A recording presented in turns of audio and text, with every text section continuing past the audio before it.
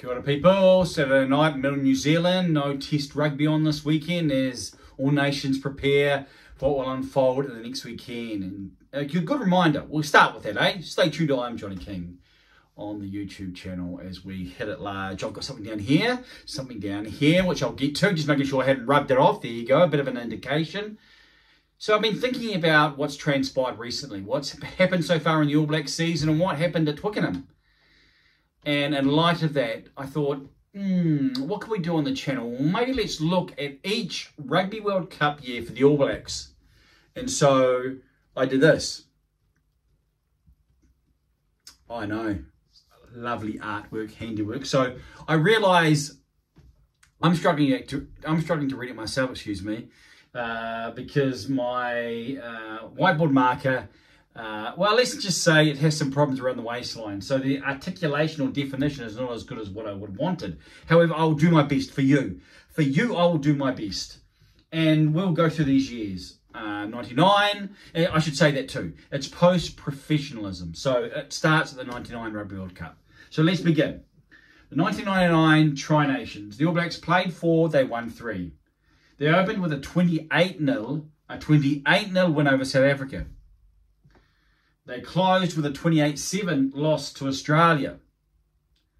What happened at the Rugby World Cup? Well, if you know your rugby, you know it was, well, another hard day at the office as they went down 43-31, a loss of by 12 points to France at Twickenham. Now, earlier they had smacked France twice by, I believe it was 47 and 21 points, or 21 and 47 points. I believe that's the score, the point margin, the difference between the sides. I'm going off my marker here, so whatever the numbers were, they were large, and France were able to turn it around. So that was 1999, for the All Blacks.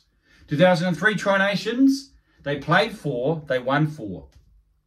And this was quite a TriNations for the All Blacks because they were able to beat South Africa by, I think, 36 points or thereabouts at Pretoria and beat Australia by 29 points at Sydney. Both away from home. But they finished with 2 close wins at home over South Africa and Australia. So 2 big wins away from home, I remember them. And it was a lot of hoopla, but 2 tight wins at home. And did not lose in the regular season. So a successful year there, leading up into the Rugby World Cup. And then what happened? What happened at the Rugby World Cup? Well, we all know. 22-10. Another 12-point loss, I should say, to the Wallabies, the Australians in Sydney, in the semi-final, and for the All Blacks. 2007 TriNations. So, 2 semi-final exits, and now we get to probably the darkest descent at a Rugby World Cup. 2007 TriNations, they played 4, the All Blacks, and they won 3. A loss to Australia in the middle. They finished with a 27-point win over South Africa and a 14-point win over Australia. Sorry for the accent. So there you go. They finished with those. Earlier in 07, they had beaten France and they smashed them. I believe it was 31 and 51 points. Again. So in 99 and 07, they played France in the year leading up to the Rugby World Cup. And we know what happened in the quarters. They got knocked out 20 points to 18 at Millennium Stadium for a really tough day at the office for the All Blacks. So, are we seeing a pattern forming here? Well, it's interesting though to get a bit of history. It provides a bit of context. It's very easy to get caught up in our moment and what transpires in 80 minutes and not think through the full ramifications, not to see how things, in one sense for the All Blacks, have gone pretty well earlier on, but not that well later on. And that can provide a bit of context and maybe settle some thinking or provide some calm. It's very easy to get hysterical in the moment and wonder, is the sky falling? Well, it may be, but that won't be defined by what transpires historically. It'll be what transpires in the future. And we can see that here. I mean, look what France have done. France have come back from a 51-point defeat to beat the All Blacks. I mean, come on. What's up with you? I'm talking about France, it is. The 2011 TriNations. In 2011, we know what happened. They played 4. They only won 2. What? This included a 33-point win over South Africa and a 13-point loss to South Africa. So 1-1. They smacked South Africa and then got beaten by 13. They finished the TriNations with a 5-point loss to Australia. So there we go. From the last in the TriNations to a World Cup, it was on a loss. What happened at the Rugby World Cup 2011? Thumbs up for All Blacks fans. They're champions. So they only won 50%. I'm reminded, I think it was around that time that John Smith said you can only peak for one tournament. And so, what do you want to peak for? The All Blacks did well in the Rugby Championship this year. So, what does that mean? Again, I think it can mean a number of things. We all tend to use hindsight and look back and then argue. 2015 Rugby Championship, they played 3 and they won 2. They finished with an 8-point loss to Australia. These losses to Australia are actually working out pretty well because they were the Rugby World Cup champions in 2015. So, ending the Rugby Championship, or the TriNations in the Rugby Championship, with a loss to Australia, going into a World Cup and winning the World Cup. They beat Australia in the semis and they beat Australia in the final. Semis in 2011, final in 2015. We're at 2019. Rugby Championship. Played 3, won 1, drew 1, lost 1. Variety. They finished with a 21-point loss to Australia. That's quite significant, isn't it? We know what transpired. Now you can look at that and go, well, 2023. But then we look previously, they had 2 losses to Australia and they won the Rugby World Cup. Of course, they lost another 12-point loss, this time to England in the semis at Yokohama, when the Springboks were crowned. So that's 2019. Now 2023, Rugby Championship, played 3, won 3. But another test was added. You know this. A record loss, a record 28-point loss to South Africa at Twickenham. Rugby World Cup 23. Question mark, question mark, question mark. Now we know these. We've seen what transpired in a Rugby World Cup year for the All Blacks. What conclusion should we draw? What conclusion can we draw? Is there one we can draw? Well, maybe we can just find some and let's see where we can go with this. Excuse me. Itchy my flub. You just don't know based on earlier results. That's my first conclusion. You just don't know what's going to transpire.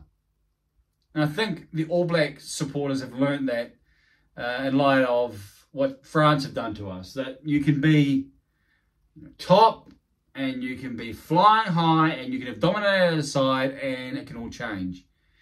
And if South Africa and the All Blacks meet again at a quarterfinal or maybe a Rugby World Cup final, then a lot of water would have gone under the bridge since Twickenham. And so just as a lot of water went under the bridge in 99 and 07, same thing.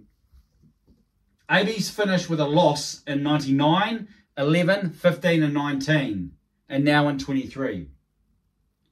So they've actually finished with a loss reasonably frequently. Of course, 99 and 19, that's not the result. But 11 and 15, champion. So pattern can go either way. Thanks for that. It's really illuminating. 3 of the 4 knockout losses have been suffered by 12 points. Now, that's okay. If you want to be a train spotter, maybe, or you want to use that for any nefarious purposes, then knock yourself in. I'm just looking and trying to read what I've actually written. Both times AB's won, that's what it says. Sorry about the pause. Both times AB's won, they suffered a loss to Australia beforehand. So maybe the loss part. So I guess the point is that a loss hasn't been catastrophic for this All Black side. So if you're thinking, well, they've got smashed in a record defeat, and yes, it is a record defeat. You can't get away from that. However, they were down a man, so any type of comeback probably was scuppered, both by that try right after half-time, but also, therefore, in light of being down by a man. So, there are factors there. There are things, the variables that you've got to take into account. But I think what we should be able to ascertain and grasp is that no matter what transpired, that we've seen throughout history, and those who don't learn from history are bound to repeat it. So which one are we going to repeat? Because there hasn't been a singular consistent pattern. I guess what we can learn is that in 11 and 15, they were able to mark those tournaments and able to maximise the moments and probably learn from the mistakes and grasp some things. I mean, they played the Wallabies both at those times, the semi-final and in the final. And so the matches leading up to the Rugby World Cup contest, the knockout contest, I think provided probably some good fodder. Will they happen in 2023? It could do. But it could also be a precursor for the box to continue to build on. Those two options are there. My final conclusion on this whiteboard of much information. I've gone the whiteboard. Fancy that. First time on the YouTube channel. It's a moment. If you're tearing up, then just slow it down, deep breaths, because we may go to the whiteboard again. We may go not necessarily the whiteboard, but something that's a little bit more old school than some of the new technology the cool kids are doing. You know, old school is new school is old school. So let's see what happens in the future as we prepare to cover Rugby World Cup on this channel with the I Am Johnny King experience. So my final conclusion, anything can happen. Well, I'll put that down now. All the artwork there, all the hard work, just oopsie, make sure, oh, bit of shaking there. Not an earthquake in middle New Zealand. That was just me knocking the tripod, so my apologies. So anything can happen. And I think that's probably the point we can take from it. Maybe if we analyse some other factors and think about those players involved, I think you can look at many different things. Look at the officiating, think about what happens with the red cards or yellow cards, all these type of injuries. I think those type of areas will be what may prove more definitive than what happened at Twickenham. And so if it is the All Blacks who get out of the gate in their knockout matches and quickly and put pressure on the opposition, then it very easily can become a different story, no matter who it is, and not just if it's the Box. I mean, there's no guarantee that they'll meet, and the future can only tell that. So what do you think? Any lessons you want to draw from each year that the All Blacks have been involved in a Rugby World Cup? And like all nations have been involved in the Rugby World Cup, but each year post-professionalism. So 99, 03, 07, 11, 15, 19, and now 23. You know, what have you learned? Or as you've heard the information recounted, anything stand out for you that you want to pontificate about and reflect upon? In the comments, that would be wonderful. And it is awesome when other people share their own angle, take on this person or whomever, and see a world of ideas begin to unfold and be challenged. So feel free. Please like and share. I mean, these are all the things we intend to say. And if you haven't subscribed, then please subscribe to this channel, because we are not far now. We are building a plan. It is under construction, and we hope to provide a test match experience that is distinctive, but that can also be celebrated and embraced, not only on this channel, but maybe through another platform or other platforms as well. And so that's all coming together, and that's all to be decided in the coming days. And so in just under a week, it's Saturday night, as I mentioned, in New Zealand. Well, Saturday morning is when the All Blacks take on France, and so we're not far from it now. So I encourage you and invite you to get on board, and let's complete this Rugby World Cup journey together and see where it takes us. The man cave, the studio, is starting to take shape. We've got some, I got the All Blacks picture, doing my best to not be totally uncoordinated, just there. And got some other pictures over here, nice painting. One of the old man, just there, back from, I think, 1965. And then some others there lying on their side. But some other stuff going to happen on the walls. And We hope to make this an environment that is aesthetically pleasing and acoustically pleasing. I think it maybe potentially get some stuff on the walls as well, and maybe a bit of dampening. Maybe we'll see. We'll do our best to make this an environment that's worth watching and worth listening. So, what say you? This has been I'm Johnny King on a Saturday night in Middle New Zealand, looking at the All Blacks Rugby World Cup years and what we can potentially discern, learn and understand as we project forward to what's going to happen in the coming weeks in Rugby World Cup 2023. What say you?